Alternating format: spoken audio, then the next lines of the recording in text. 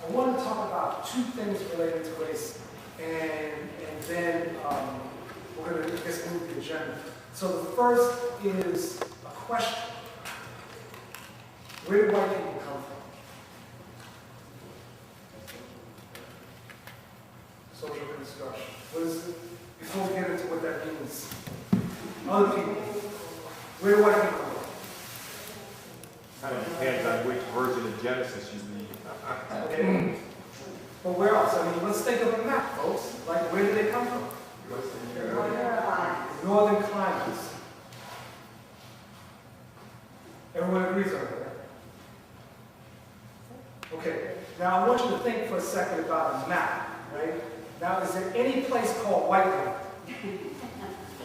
Translated in any language, any place called White Land? Is there? No, there's Greenland, but they ain't green people here. Right? So, And Iceland. and Iceland, but there's no ice people here. There's no white land. So the sister mentions thing about social construction. Right? Before the 1500s, there were no white people. Chip, in this book that he wrote, talks about this. And I want this is like point number one. So before 1500, there were no white people on this planet.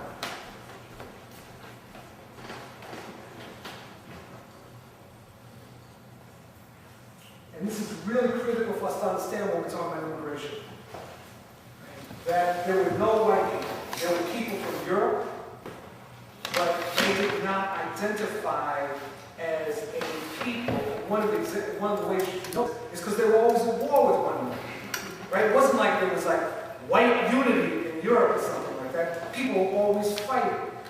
Now, and so the way we understand this notion of white doesn't develop until the 1600s. We'll get to that in a second. It's in the 1500s that race, as we understand it today, first emerges. And it emerges not in connection with the African slave trade, not in connection with the invasion of the Western Hemisphere, but in connection with this little island called Ireland. Right. Does anyone know what happened in Ireland that this whole notion of race developed? That's the invasion of Ireland by the British. Exactly. Right? So the Brits start invading Ireland in the 1300s and don't make much progress except they carve out this area around what's now known as Dublin. And that area was called the Pale. Right? You ever hear the expression beyond the Pale? The Pale was a term that was used both to describe the area that the English cut out, and also was used in some connection to like Jewish ghettos in Eastern Europe. But basically, beyond the Pale means beyond civilization. The Pale was that area that the English captured, and anything outside the Pale was considered uncivilized. But in the 1500s, English completely subjugated Ireland. And at that point, they had total control. They destroyed the Irish class. What they then do is they start completely subjugating English people. And English people look at them, but English looked at them as an race. And that's where this whole notion starts. Because before the 1500s, insofar as there was any notion of race, it was almost equivalent to tribe, country, or something like that. But with the English, what they start to do is construct this notion of an inferior group and a superior group. And the superior group happened to be the conquerors and the settlers that they bring in, that align themselves. And the inferior people were the indigenous people. And when the Brits take over Ireland, there were no religious distinctions. You know, when you're looking now at Ireland, you talk about the Protestants and the Catholics. In the 1500s, there were no Protestants and Catholics. There were no Protestants. So it wasn't a religious distinction. When Henry VIII decides that he wants a divorce and creates, then there's that split, that's when there's a religious thing. And religion ends up becoming the code for race. If you're Protestant, you're superior. If you're Catholic, you're inferior. And if you're Catholic, you were part of the indigenous people who were considered inferior. You follow? This comes to the Western Hemisphere with the invasion. There, one little side note, Bill. There's been a lot of research done on the Celtic society, so it's not really correct that there was no, well, you didn't say, there were pagan religions firmly entrenched in Ireland when the Catholic Church showed up, but that's a different issue. That was early, right? I'm talking about in the 1500s when basically everyone was Catholic. Already had been Catholic. Right. Okay. So this notion of inferior superior that's reinforced, it's not just an idea, but this idea of inferior superior that's enforced by the government, by the state, and by various practices, which is what the English introduced with the suppression of Ireland, is brought to the New World when the invasion takes place. So you have the Indians, indigenous people who are suppressed and treated as inferior. Africans are brought over also. Did Jean-Pierre talk about the castes? Okay. So to make this like really interesting, if anything after lunch can really be interesting, what the Spanish did, and this relates to something that Jean-Pierre and the sister that was with her, I didn't hear the name, Monica, were talking about in terms of color, right? What the Spanish introduced in their part of the Western Hemisphere is this idea called castes. This is very important in terms of understanding why the notion of brown is problematic today. Not talking about 1960s, right? But what the Spanish do, and there's actually books about this, there's a whole thing of painting called castes. The Spanish started describing each kind of person depending, this means caste. The European and an Indian mate, and their child is what? Half-caste. Huh? Half-caste. Half-caste, but there was a term. There's a term used now. Mestizo. A European and an African mate, their child is mulatto. But the Spanish they weren't content with just that. They started going through all this stuff, like if a mulatto and a mestizo mate, their child is something. I mean, it's just like there are all these terms that the Spanish developed, and all of them creates a racial hierarchy within Latin America. Right? So, as opposed to in North America, where you were, if you had a dynasty of African blood, you were black. In Latin America, depending on the way that it played out, you were at different points in the racial hierarchy. This is why in Latin America, race gets very, very complicated. You got someone like, do people remember Pele, the soccer player? Yeah. Right, Pele he's quite dark, right? But Pele considers himself white. At least he did. I don't know whether he's woken up, but he did. He considers himself white.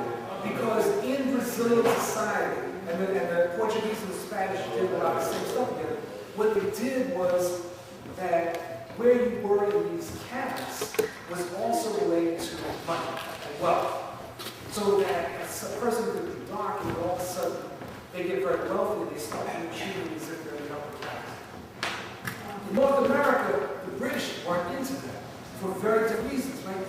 The British never were interested in intermixing with the Native Americans.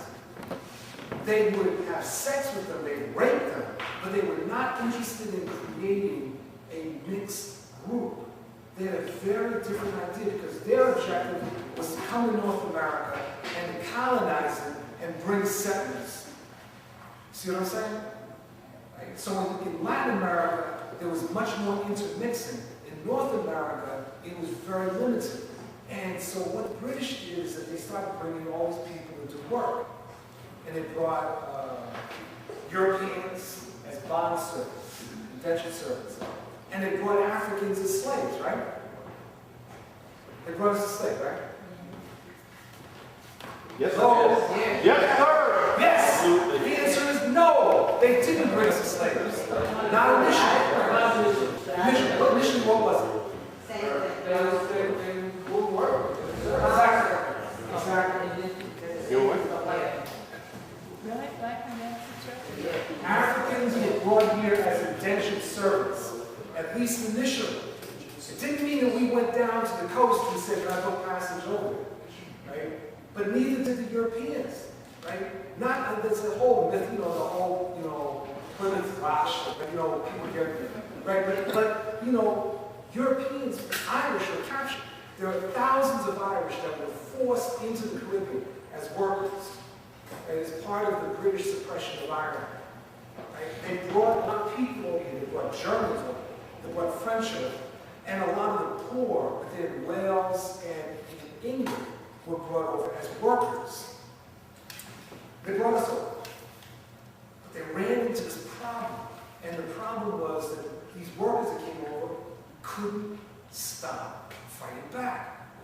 Right? We just created so much trouble, and we were rebelling, and all during the 1600s, there's one rebellion after another, until the British colonial rulers realized that they got to do something.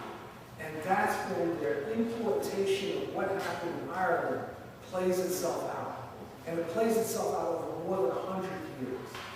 So the notion of race was, when the sister said it's a social construction, it means that there is only one race on this planet that's human.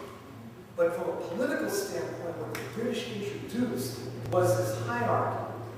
And the reason that they did it was to make sure that the people at the bottom were always fighting one another. Right? Because those that were declared white, and therefore superior, owed their allegiance to the colonial master. Just for information, where were the first black Africans recruited from?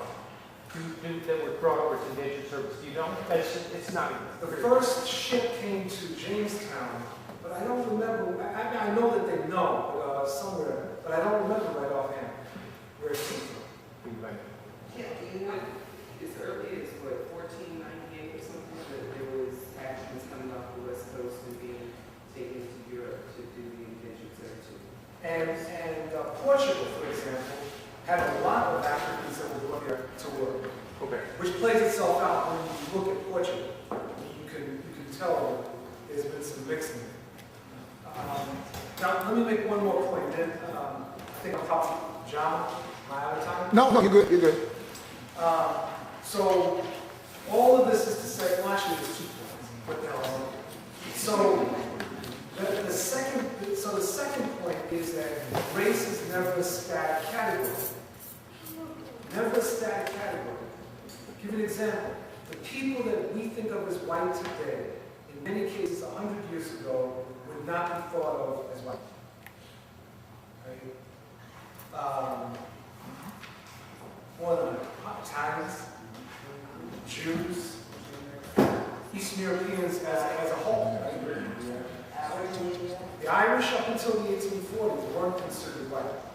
And this plays itself out in the commercial media. You could see, as I always like to talk about, I used to always wonder why in Westerns, the bad white guy invariably had a name like O'Shaughnessy.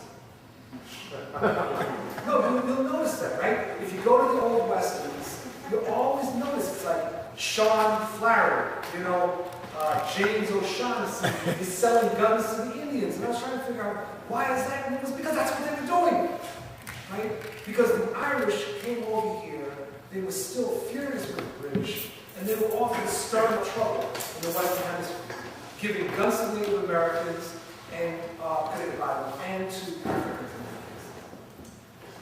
But at a certain point, they start to become white, and they get absorbed into this block. And this may sound like a conspiracy theory, but I actually find it fascinating. There's these people called the Armenians, and they count. Where is Armenia? Near Turkey. It's adjacent to Turkey, and then right near Turkey. And it's a very important mountain range that runs through Armenia. Caucasus.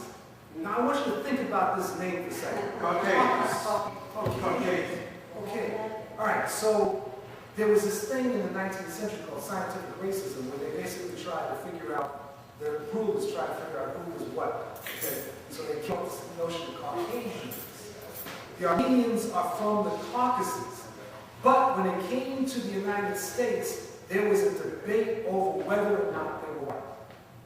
I mean, this shows you how limited this stuff is. People come from the Caucasus, they have this term Caucasian, and there's a debate on whether they're white. And there was a debate, it was finally settled, although there was, and literally there was a debate. And then eventually the immigration authorities said, okay, they're white. Another group, Finns. Now, where's Finland? Way up north, Arctic Circle. Way up there, right? You can't go much further north without getting into polar bears, right? It's up there, right? There was a debate as to whether the Finns were white. Now, does anyone want to take a guess as to why? I mean, you'll love this one. What was the question? Why was there a debate as to whether the people from Finland were white or not? Wasn't there a strain like Eskimos in the right term? You're close, but that's not. No, that's not. You're close. But there was an Asian. Bingo. Yeah. Attila the Hun. There was a debate as to whether Attila the Hun's people had gotten into Finland and included the Sheep. And as a result, there was literally a debate as to whether the Finns were white. This whole thing is not about science, it's about politics. Right? And that's why this whole issue about what people are is not, it's not about any kind of science. I mean, there's this great series on PBS, a documentary called The Journey of Man, that established that Homo sapiens originated in one place, not several. One place like somewhere near Zimbabwe. Homo sapiens, all humanity began there. Right? So it wasn't like some people got kicked off in France, and someone was in Beijing, and someone was in Africa. But the way that this is constructed, and see what happens is over time, who is defined as white changes, which is why our approach towards immigration is so important, because there's an active push by a section of the Republican Party to make certain Latinos and Asians white.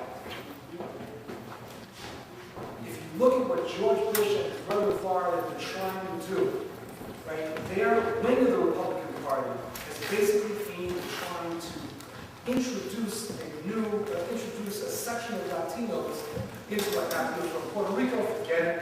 Dominican Republic, forget it. Right? Not be white, ain't gonna happen. But they've been making active attempts to make sections of other Latinos into the category of white. Okay, last point. This relates to something that John and Sal David were raising before the break. So I want to ask you this. In South Africa, I met a guy who was a leader of a group that's called the Zambian People's Organization. It was part of the Black Consciousness movement in South Africa in the 1980s. And he was one of the leaders. And he had to go into that. And he was South Asian. It's like I heard that he was named Sass Cooper. And I expected to run across another brother. And I looked at this guy and I said, he ain't black. I mean, he was brown. He ain't black. I mean, he's not, but I don't think it's black. But his identification was absolutely black. He was ethnically South Asian. Why? Assuming that he's sane, he was completely sane. Why would he and other South Asians in South Africa define themselves as black? In South Africa, during the time of apartheid, if I think what the Dutch, German, whatever the company was, they considered anything that was a little darker than they were black, Right. or native to Africa. Well, So almost. almost. And the Asians, they do have a little hue in them. So I guess that's what we got from. I don't know. But let's think about that a little bit more, because I think this is said because they were white. See, if in the way apartheid worked, if you were African, that is indigenous, you were black. If you were Asian, you were either Asian or colored. That gets really complicated. If you were mixed race, you were colored. If you were Japanese from Japan, you were an honorary white.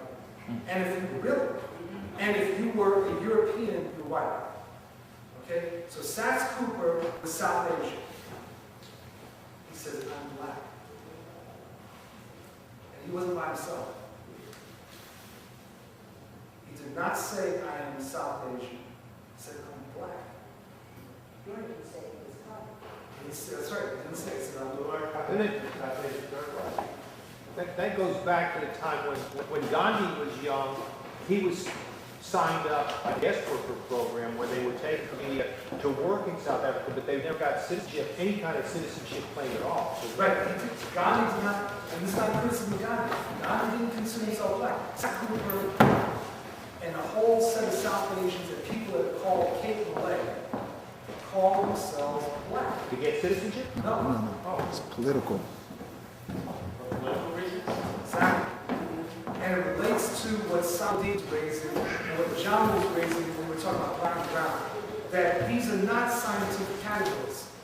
And that just as the oppressor has used certain racial categories for very different reasons, social movements, freedom movements, have used them in reverse. Right? In other words, for Sats Cooper and the South Asians, and the phenomenon is also true where you have Pakistanis and other South Asians, it's less now, but they would say, I'm black. Black was not a racial statement. It was an anti-racial statement. It was a statement against white supremacy. Do you see what I'm saying?